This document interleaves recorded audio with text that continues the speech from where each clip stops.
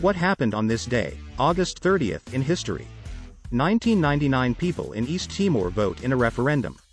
The referendum was to decide whether East Timor should get more autonomy within Indonesia or whether independence should be granted. In 1976, East Timor, which had been a Portuguese colony since 1769, was taken over by Indonesia. The referendum, which came on the heels of mass violence in the region during the Indonesian occupation, passed in favor of independence, which was finally gained on May 20, 2002.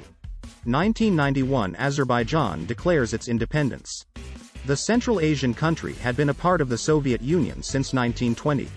In December 1991, a referendum was held to make the country's independence from the USSR official.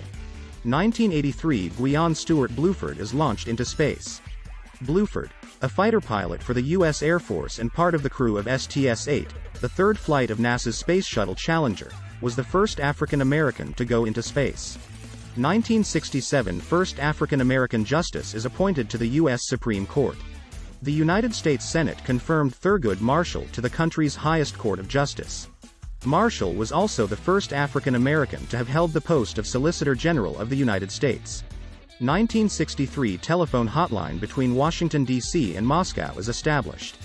The system of direct communication between the heads of then Soviet Union and now Russia and the United States was set up during the height of the Cold War, when the Cuban Missile Crisis almost led the two countries to the brink of an active war. The hotline was used for the first time in 1967 during the six-day-long Arab-Israeli War. For more updates, subscribe to our YouTube channel, Ultimate Updates. Also follow us on our social media platforms, Facebook, Ultimate Updates, and Twitter at Ultimate Updates. For notes and books of history, visit www.yaka.cc.